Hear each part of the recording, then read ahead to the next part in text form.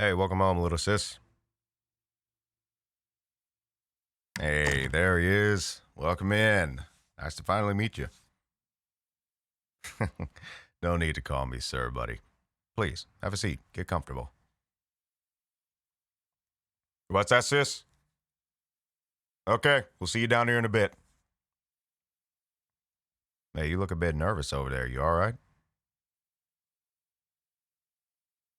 You want to thank me, huh? Is there something I did recently?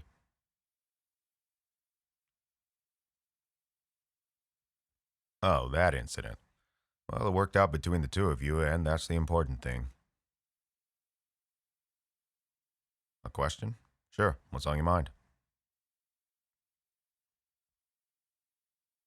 Not like other brothers from other families you've met.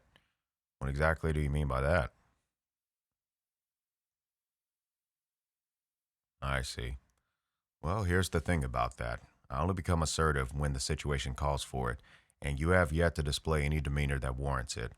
It sounds like you've had some situations where other family members were threatening you under unprovoked circumstances, yeah? I see.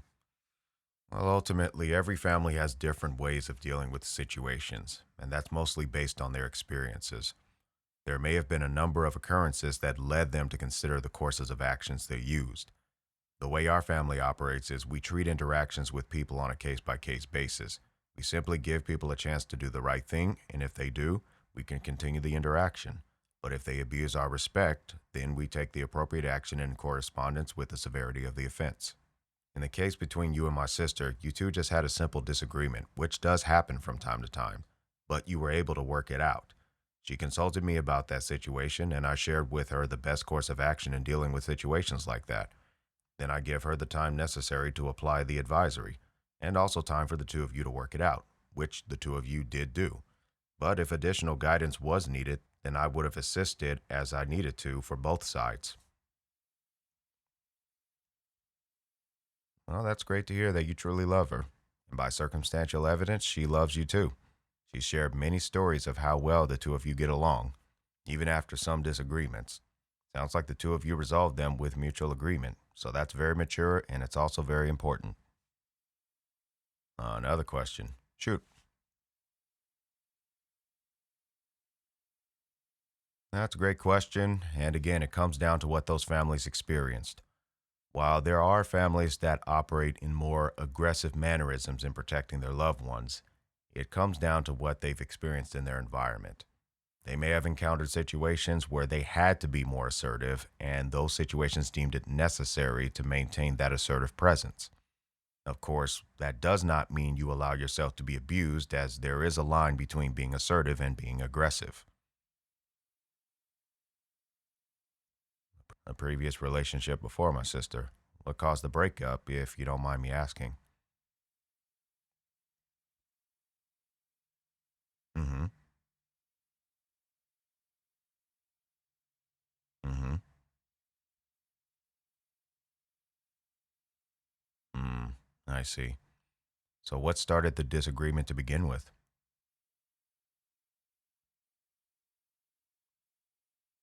Mm, material you were unable to afford at the time. I see. Seems like you came across someone who was more material minded at the time.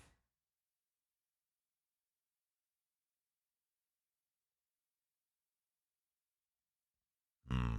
False testimony on her part. Yeah, that's risky for both sides. Hmm. I see. Yeah, it seems that family reacted with extreme aggression. While I was not there and I only have your side of the story, it seems like some conclusions were jumped to on that family's part. From the information you shared, they only heard the situation from their loved one's side and never gave the chance to hear your side. Well, the common answer for those who jump to conclusions like that is most people don't realize the actual impact of that decision. And if they are aware of it, that is a typical case of putting family first. While that can be a noble cause, it does have the potential of causing problems for all parties involved When the family or families do not properly investigate a scenario and they fail to discipline their own properly when things like that happen. It is true that people are susceptible to furnishing whatever details they can to maintain a form of innocence. At the same time, some families may fail to remember that their own family members are also susceptible to that, as they are people themselves, and they may also furnish false statements to get out of consequence. And when we as family members fail to properly investigate the incidents our loved ones were involved in, we could be setting them up for failure. That's one thing this family tries to avoid, because we have seen the turmoils of bad decisions several times over, even in our own mistakes. So whenever we receive an inquiry about a situation our loved ones are involved in, we try to get as much information from all sides as we can. We then compare that information against what is right, and we formulate a plan that is able to yield the most efficient outcome while also maintaining as much peace as possible. There are cases where more extreme measures are required to maintain peace, but those situations vary from the environment, the people, and where they are in their maturity. But in most cases, walking away and going about our business is the most peaceful, effective, and efficient. Very rarely with this family in particular did we have to resort to extreme measures of defense. And when one of our own does something wrong, we don't try to stop the consequences. Instead, we guide our loved ones through the consequences and help to ensure the proper correction of behavior is applied. I'd say that may separate us from some other families out there. We don't try to sugarcoat or make excuses for when we do something wrong. We own up to it and correct it.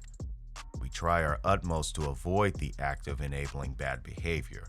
Friend, relative, or stranger, misconduct is misconduct, and there is no place for it in any environment.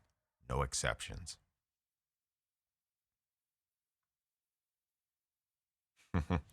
I appreciate the compliment. We try to give people a chance to prove themselves just as we would want that chance as well. And again, depending on the circumstances, there may be occasions where, for safety's sake, we need to make a decision that is against the norm. But those occasions usually are applied to scenarios where people commit actions of known moral and legal liabilities. Sure, you can contact me if you have some stuff on your mind. But just so you know, I can only share general guidance stuff. If there's a question about my sister, that would be something you need to ask her directly. And let's make sure that we're not doing that, asking questions behind each other's back from either of you. There's no place for that. If there's something the two of you need to know about each other, the two of you need to work that out. But there are some extraordinary situations to where then consulting with the family about a family member is necessary. So we will leave that channel open. So that'll be a case-by-case basis. I'll help wherever I can to guide the two of you, but don't be surprised if I make a recommendation for the two of you to see a counselor. I may know some things, but I know where my limit is and when to bring in someone more competent than myself. Hey, no problem, buddy. Glad you feel better. The issue my sister brought up to me about the two of you before was to gain some insights on how to handle it. At this point in time, it sounds like it was resolved peacefully, so I don't see any need for me to dig into the matter. You two are old enough to know right from wrong and make your own decisions, and I'm not here to babysit grown individuals. As you become wiser through experience, I trust and expect both of you to operate properly in that growth. Anytime. Hey, welcome back, little sis. No, we just shooting the breeze, having a good time, get to know each other. Sure. Anyways, so, what would the two of you like for dinner?